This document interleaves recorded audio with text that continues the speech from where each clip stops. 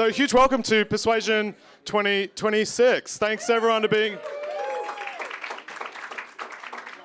Thanks for all being here, and thanks in particular to the tireless teams that have done such a great job organising this, both on the Swayable side, Scott, Kat, Ian, and the marketing team, as well as our friends from Handshake who've been working with us on the programming. It's our third year doing it, so we're excited that we have a lot of repeat guests, repeat victims.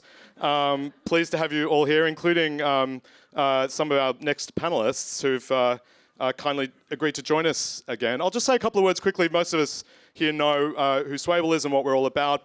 But basically, we're working to build a community of folks that are both in technology as well as the storytelling industries, marketing, reporting, media. And a lot's changing in these industries, and in particular, as things fragment and as the quality of content is threatened in different ways by the disruptions that are taking place in those industries, there's increasingly a question around how can you trust what you're seeing, how can you have impact, how can you make it successful? And fundamentally, that's why we do our work. We want to measure when storytelling is effective, and we think that if you have an important story to tell, that's something you need to care about.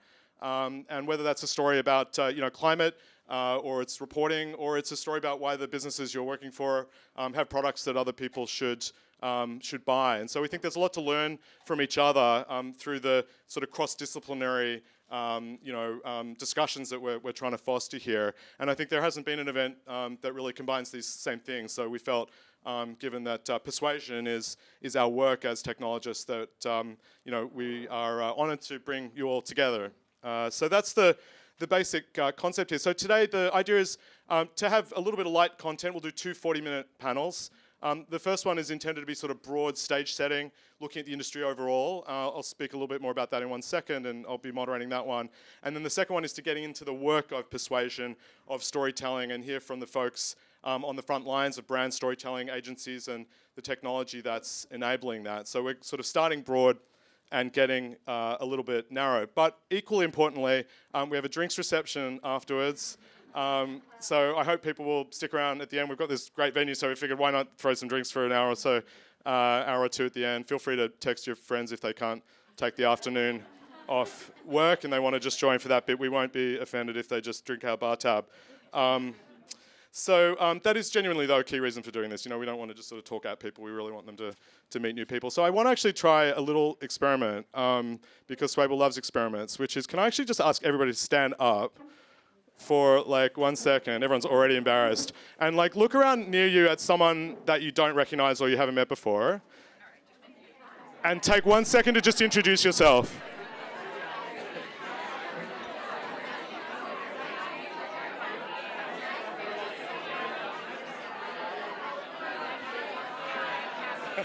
You already know me.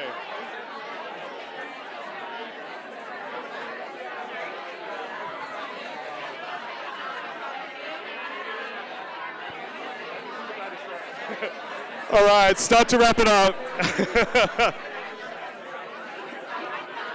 gotta get them to sit back down now. Okay. So,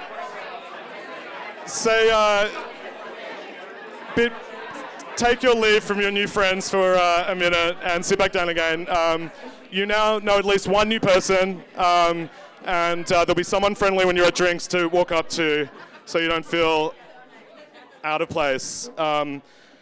Speaking of meeting new people, I want to invite up to the stage three co-panelists. I've been roped in somehow to moderate this panel, which I'm excited by, but it's sort of like, I don't know, conducting an orchestra with three, virtuoso pianists or something. These are folks who are much better at moderating panels than me, so all the insights will come from them, not me here. The first person is Swayable Persuasion three-time champion, attendee and moderator, Kendra Barnett, who, as everybody already knows, is the senior technology reporter for Adweek. And when she's not here, she is at basically every other top industry event moderating it. She very modestly told me a minute ago that she's only moderating a couple of panels at Possible in Miami. But that false modesty just won't fly. So if you're there, go catch her there. CES, Advertising Week. Kendra's also worked extensively in the digital marketing space as an editorial lead as well, and even a copywriter. So we're very proud to have Kendra both here and on the next panel. We're getting our money's worth from Kendra. We're not paying her any money. Full disclosure, no money is changing hands. Of course, not to embarrass you, or commit a faux pas within the first 5 minutes of this panel. Second person, second time Persuasion attendee and participant, Max Tani, who, as everybody knows, is the media editor for Semafor. You're supposed to like walk on while we're cheering you. Yeah, exactly. That's right. We'll make a tunnel next time. Max has a storied and amazing career in media, covering business and politics, the politics of the media landscape, but also politics of politics, where he spent a lot of time in a very functional institution in Washington, D.C. at 1600 Pennsylvania Avenue, where he co-wrote the West Wing Playbook newsletter while at Politico. He's also been at BI and at Daily Beast. Business Insider, briefly just Insider, and then back to being Business Insider again. Correct. Right. And then finally, a new face for Persuasion, hopefully you'll see her here for the next 10 Persuasions, is Kerry Flynn. The prominent and esteemed media reporter from Axios, who covers the industry at large, as well as the intersection of advertising, marketing, digital media, and co-runs Media Trends Executive, the Media Trends Executive Membership Program, which all media executives who care about trends, I presume, should join or have already, which gives data and analysis on the creator economy and trends in the industry. So I'm really excited to chat to these folks, and we've got them here because they're both in the industry that we're talking about, as well as covering the industry, so they can really speak from all sides. And the first question I guess I was just going to pose to maybe any taker is, compared to 12 months ago, what do you think is the biggest change in the way this industry works? I feel like you answered first during our call, so I feel like you should. I feel like you got. Yeah, I mean, or I can. I mean, I can. Veteran first. Yeah. Sure. Well, I don't know if I could point to one thing. I mean, one overarching thing that I feel like I've observed is just, I was talking sort of to you about how the industry, every industry, goes through, waves of fragmentation and consolidation, and it really feels like we're at a moment of consolidation right now, from the highest levels all the way down to the kind of more granular levels. Consolidation on the highest levels, obviously, being with, some of the big M&A activity we've seen recently with Warner Bros. Paramount, Omnicom IPG. I'm sure everyone's familiar with these deals. But all the way down to, like, how media is being packaged and owned, like how everything is becoming a TV network, and Netflix is acquiring podcasts, and everything is becoming one thing, it kind of feels like. And then all the way down to even more granularly, the world that I frequently cover is like the mechanics of media transacting. And in ad tech itself, we're seeing the buy side and the sell side come closer together in so many ways. And all the DSPs now have sell side tools, and all the SSPs now have buy side tools. And there's kind of this like collapsing happening that changes both how media is consumed by the consumer and how media is transacted, from the advertising side. So keep going. Kerry? I definitely agree with that consolidation. As you just said, convergence. One thing that a phrase that I feel like I'm saying more often these days is like TikTok wants to be TV and TV wants to be TikTok. Like it's like everything just blending together. And related to that, I'll add to in the past 12 months, for sure, the rise of social video. It's something that I've covered my whole career pretty much, like from the days of like Meerkat and Periscope and live streaming on your phone, but also the emergence of TikTok. It is just a no-brainer now, I see, for publishers and for brands to have a social video strategy and be distributing that way. It's also, I think, another trend that I'm watching, though, it's never been easier to do that as well. So you're really just seeing feeds be flooded with video. So it's interesting to see how people are standing out among that.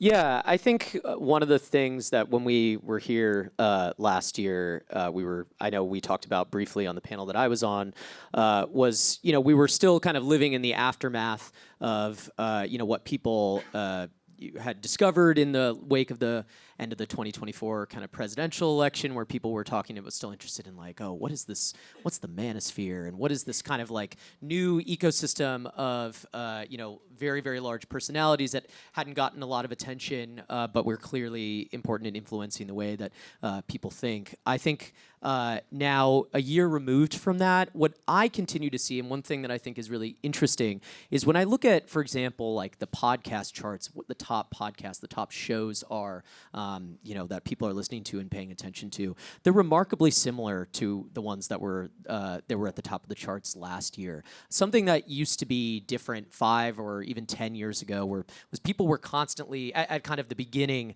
of that era of digital media, people were constantly discovering new properties, new media online, new personalities, people to follow. Now I really feel like people are attached in their habits to certain creators and certain shows. I think algorithmic feeds are surfacing new content for us all the time, but they're not necessarily surfacing new individuals who we are becoming attached to, in part because people already have entrenched shows that they're following, individuals that they're following, who have been satisfying them. So I think it's a little bit harder to break through if you're a newer creator or a newer podcast host or something like that, which I do think is a little bit of a shift.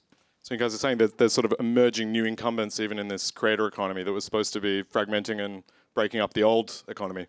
Yeah, exactly. I do think that there is just this incumbent top class of creators who are just who've separated themselves just by being ever present in people's feeds and by being kind of first movers or second movers. I think it's harder to break through now for a number of reasons. So if you're a storyteller, either independent reporter or you're a brand storyteller, does that have some implications? This new structure for doing your work, getting noticed. This title of this panel, which I probably should have said, is breaking through the noise. What advice? How do we break through the noise and the incumbency?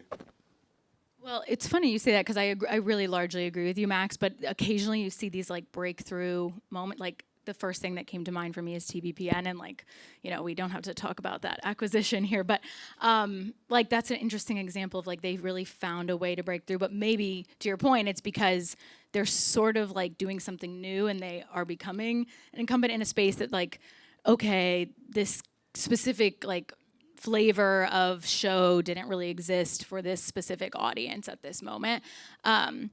And I think that that's like not a very specific answer to your question, James, but like what I'm getting at is, I guess, sort of that like audience ownership is more important than anything, and that you can't like assume we're operating in the media ecosystem of yesteryear and it's going to be easy to build an audience and gain traffic. Like you're not going to be everywhere all at once. You have to kind of like be dominant somewhere and choose a niche and try to own that audience through smart content and smart distribution and other, strategies.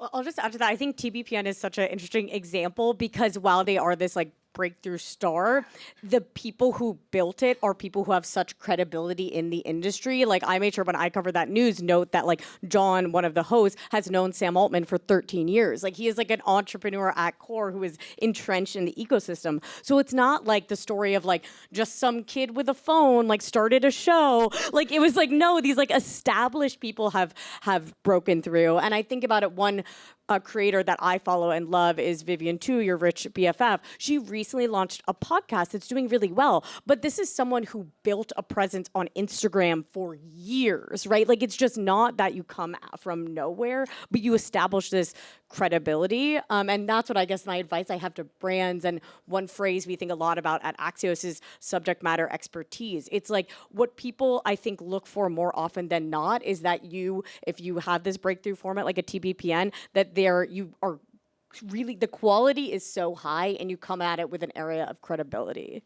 Well, what I love about this panel already is, and in our prep call, that there were sort of these notes of optimism here, and the idea that there's a flight to quality or a flight to trust or credibility. You know, I used to work at New York Times, and you know, the whole sort of horror story that everyone imagined was, well, we're going to fragment all these institutions with floors full of fact-checking editors that are the only reason that you can trust quality. But effectively, you're sort of almost saying the opposite, if I'm hearing right. That you know, what's helping people to emerge in the new you know, ecosystem is their own sort of path to credibility, or you know, trust is maybe becoming more important, not less important. Agreed. Yeah, I think a lot of, especially audiences, are getting smarter of like seeing through the BS. That's not to say that the content people are watching isn't always low quality. Like the number of people I see on the subway watching Fruit Island, and we don't need to go into that. Like to each their own. It's there's that. But I do think there's also obviously so much conversation about like AI generated content, right? But like if you create something that's great and sticky and memorable, those are the tools that we've always stuck to,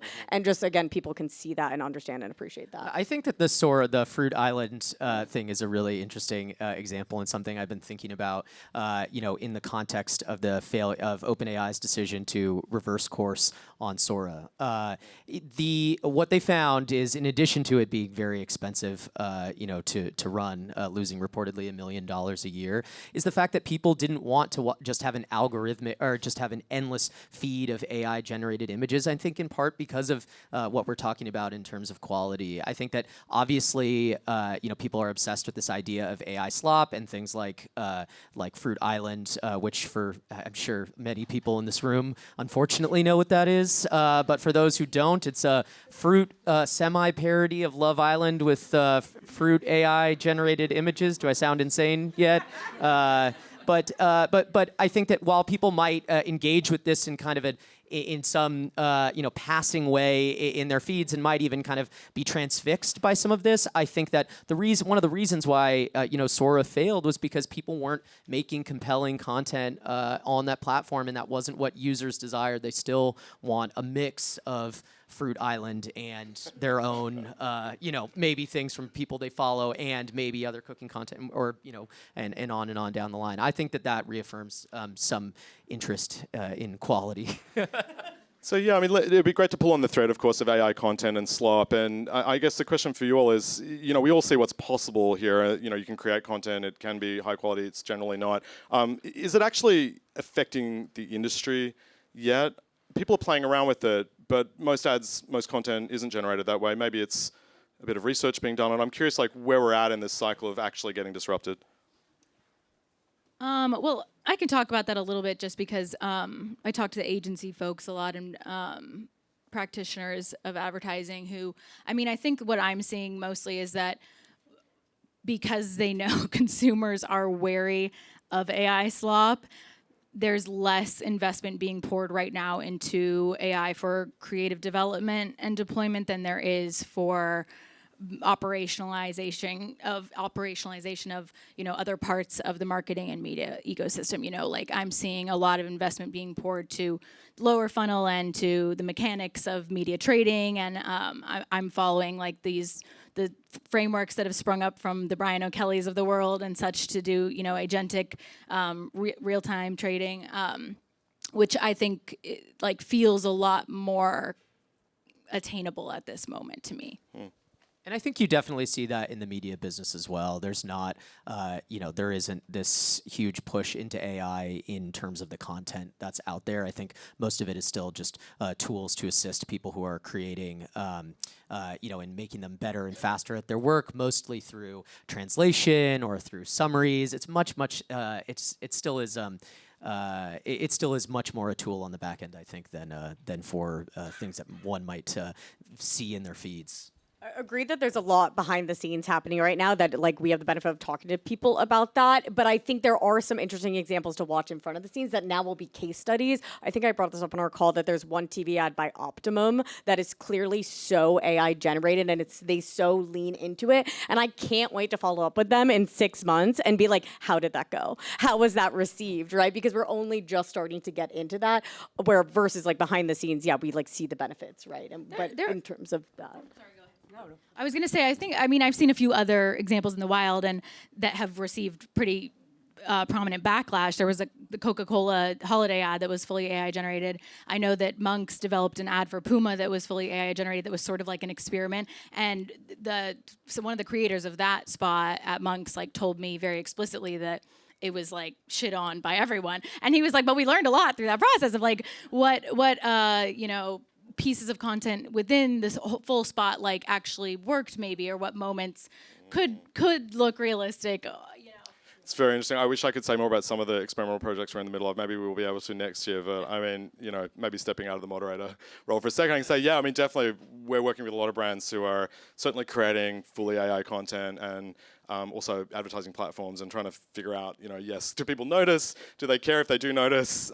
Should it be disclosed? Should it not? You know, we've seen stuff work and stuff not work. It's interesting though also just like the distinction between an ad that works when you promote it versus an ad that generates backlash because of commentary about the ad. And that's not necessarily AI. You know, there was the Apple squashing the musicians' music equipment, and you know, we actually ran some tests on that, and it showed the average consumer actually they didn't mind at all. But once you show them a bunch of social media commentary on it, saying this is disrespectful to musicians, which I understand that perspective, then it sort of changes the vibe on it. Yeah. Max, yeah. Well, no, I was just going to ask you what was working. With that particular ad. No, with for you. No, Yeah. you're saying you're hearing about what's working. And what's Yeah, not. well, I mean, for about a 2 years now, I think we've been testing like full motion. I guess a year and a half, 2 years. Ads. The earliest ones, a lot of people would directly identify, even on a mobile phone screen, that they were AI. You know, the characters, the lip syncing, the hands weren't right. Absolutely not these days. I mean, we've tested, you know, we're not allowed to say, you know, who was making them, some ads, and they were like breathtakingly good. Not a single respondent, thousands of people saw it, even just volunteered that it was AI. Now, you know, as an ethics matter, should it be disclosed, should it not? I mean, I don't think the industry has an answer yet to that. Legally, sometimes now you have to, like in New York, like TV ads have to be disclosed now. And so that's what I think AI. it's also, we're seeing, and the platforms themselves also are introducing AI labels. So that'll be, interesting to see if that changes %. Were you guys able to, for some of these? Sorry, I've totally swapped back. No, this is great. We're reverting to our normal roles. Yeah. Well, I'm just kind of curious. You know, so the visual quality was better. They don't have a third arm or whatever, a sixth finger. But did you find that you were able to do things that you weren't able to do, that you wouldn't have been able to do without the AI tools, or was it just that you saved a lot? That these clients were saving a lot of money. What? Yeah, I mean, look, I can speak to the case study that I can't talk about, but like, you know, we tested 3 or 4 ads that the main advantage was they were just made, you know, from one week to the next with very limited effort and labor. I think sure there could have been concepts that, you know, exploding cars and the kinds of special effects that you would pay millions for, but that just didn't happen to be in the spots. And look, of the 4 that we tested, one of them absolutely bombed. But the AI was coming up with the ideas as well as the execution, which is kind of interesting. Yeah.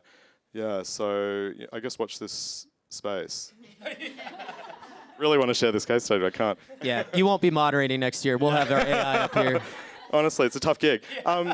So what are brands and marketers getting wrong, do you think, these days? You speak to more of them than individual brand marketers speak to other brand marketers. So some of them must think right things and wrong things. One thing I talked about on our prep call was like that we haven't really gotten into, but could be a whole panel of its own, is like the existential threat facing the open internet and the death of search. And because we're seeing this phenomenon of zero-click search and, you know, declining traffic to publishers, I think that I speak to a lot of marketers who are keenly exploring the world of GEO or AI. I don't know. People call it different things still. I think GEO is like becoming the term that's taking hold. But and I talked to some of these startups that are like purporting to be able to do these things, and I was telling James that I kind of like just have this gut feeling that it's like mostly bullshit, and he's like, no, there's actually some emergent talk research. to Mike Bomber, who was at the NeurIPS conference wherever he is, and said exactly the same thing. I had a data science. Well, we should talk about it, but I mean, like my initial feelings, just like why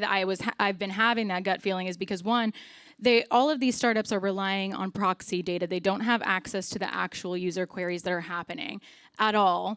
Okay, fine. Like, sure, you can probably make some, some good models that predict, to some degree of certainty what a model might respond to X type of query. But also, all of these LLMs have like a property of emergence that like there's an inherent inability for us to understand behavior.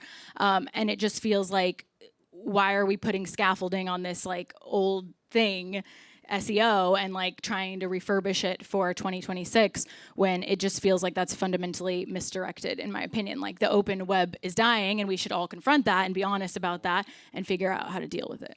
I think it's a really interesting point, and this is like this is the most interesting thing that I think we were chatting about on our prep call. But it really aligns with what you see on the media side, where I think there are a lot of publishers, a lot of media companies, and a lot of creators, but particularly publishers and traditional media companies who see a real opportunity now that with SEO dying, the first thing that people thought was, oh my God, there goes our search traffic is gone. That's been a main way that we've reached people. But I actually think one of the things that has been presented as an opportunity for publishers and for media companies is the fact that AI, the best LLMs rely heavily. We know this, rely heavily on and weight more heavily trustworthy media brands, and it actually presents a new way if you can get good terms and good partnerships with some of the LLMs, to reach people in a way that they might find to be more persuasive or convincing. And I think that in some ways it actually opens up opportunities for more traditional forms of communications, right? Like getting a positive story in the New York Times will actually influence what Claude is telling you. I mean, just look anything up that do a query for something related to a major article in the New York Times. It'll find it and it'll weight heavily that information. So I actually think that while it's obviously AI has disrupted the publishing business in a really profound way, it's also presented this opportunity, this new opportunity that I think is really exciting, for people. So, I mean, to throw to Kerry, does this mean marketers here should be turning down the pitches from geo startups and taking more calls from PR agencies? I think the best of both worlds. I agree with Kendra of like that we don't really know. These are black boxes, right? Which is like a phrase that we've tied to like Facebook for forever. But like truthfully, yes, OpenAI and all those systems, we don't actually know how they weight anything. But if we see these reports from these companies that are like Reddit is the most important citation, LinkedIn is the most important citation. Like every day someone is telling me something different. Someone told me recently that I have a really high AI score. And like, I don't know why. Like, I guess like I post on LinkedIn a lot, and I've worked at Max and I talked about it, we both worked at a lot of different media companies. Maybe it helps having different bylines on different websites. Like no one really knows, but people do know, back to our other point of like good quality and good branding. And I think more so than ever, it can help to be ubiquitous. Like, and not to say, I obviously empathize with marketers and creators of like, you can't have the best Reddit strategy while also having the best Instagram strategy. Yet at the same time, I think it is more important than ever to know who you are as a brand and to show up in more places in that way. Something I just wanted to add was that like I saw something really, you were talking about how we have like some optimism happening, which I am glad to hear. But I saw something that made me feel really optimistic today on the internet on a site called x.com, which you guys may have heard of. But that really encouraged me, and it sort of fits into what we're talking about in terms of both like investing in traditional trusted media brands and also in like just quality content overall. But an experiment that was the Times of London ran, which is that like we need to, basically their newsroom decided they only wanted to prioritize quality, and they were going to stop incentivizing journalists on, output so much. And they claimed to have like reduced their total output of stories by 25%, and their traffic has gone way, way up because they're like focusing on original reporting and scoops and stuff that you can't get anywhere else. And it's like that kind of fits into all of what we're talking. Is like if you're delivering a quality media product, the results are going to be better for both brands and for media businesses. It's also just more memorable at a time when people are consuming more media than ever, right? I think that one of the challenges that we've tried to think about at Semafor about how to build a media company, a new media company, in 2026, is this idea that people are just consuming hours and hours and hours of content through various screens all day long. You're confronted. There's like this thing happening where people say like, media is is a bad business and it's dying, and yet every single person here probably spends a ridiculous amount of time looking at screens, or maybe not. I mean. Just looking at the clock. Yeah.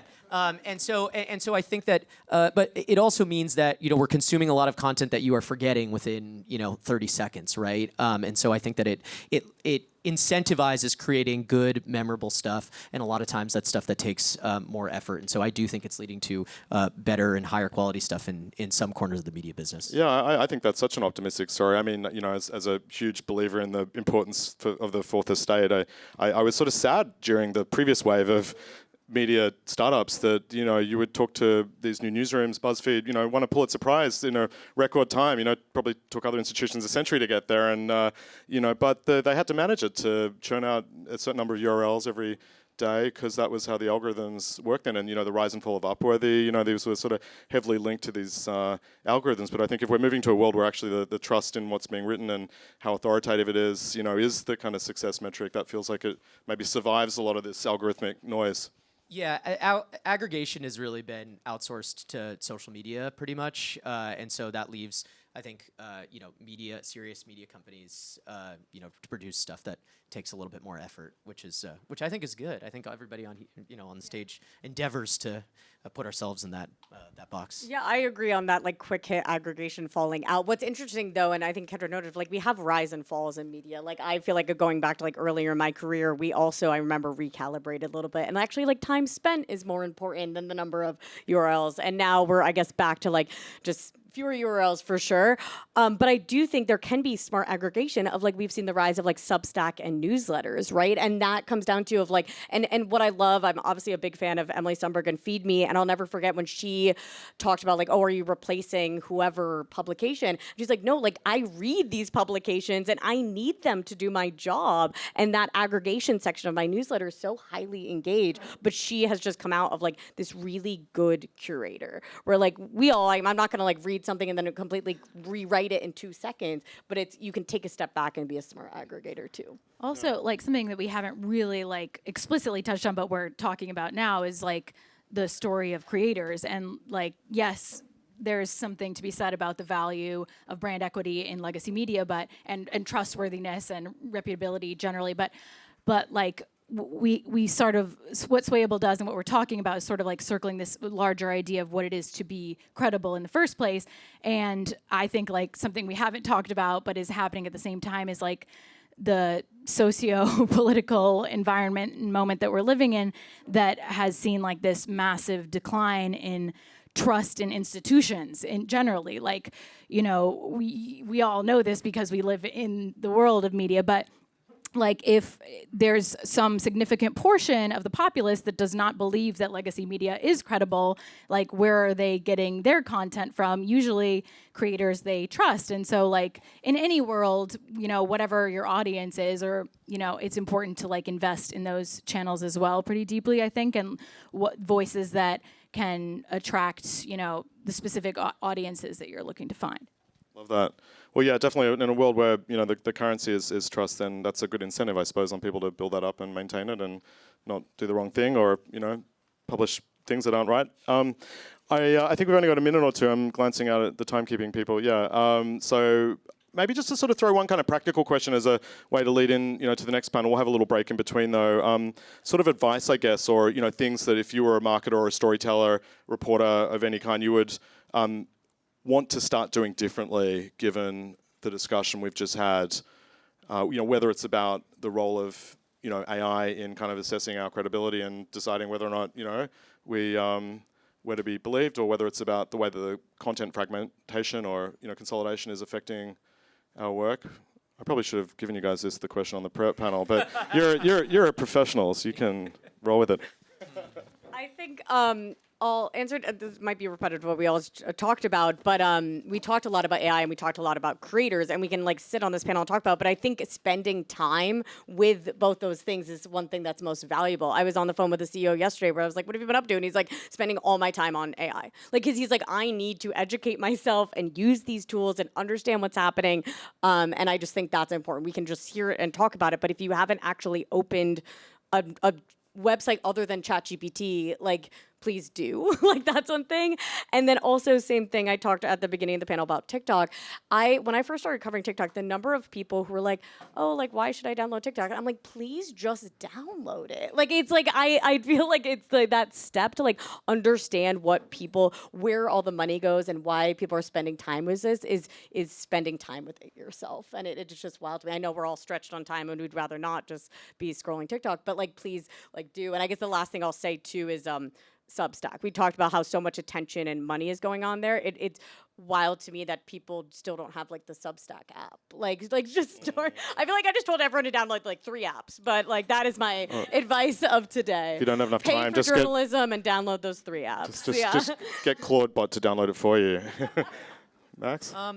Yeah, I think this is kind of general advice, but I think it's something that we were talking about a little bit earlier. I think what we've seen is I think riding kind of whatever trend of the moment, or trying to piggyback off of social media trends that are just continuing to, as social media just moves faster and faster and people's algorithms become better and better attuned to them, I think becomes, I don't know, just more, it feels like more of a waste of time. I think people, as we were talking about before, consume more media every day than ever, and that number will just continue to go up and up and up to, I guess there is a limit at some point, but I think that, so I think just creating what we've learned, at least in the media, in our side, on the media business side, is create things that are memorable and distinct, and play away from the ball sometimes, even if everybody's kind of chasing it. I think it can be really valuable to create something that's truly unique, even if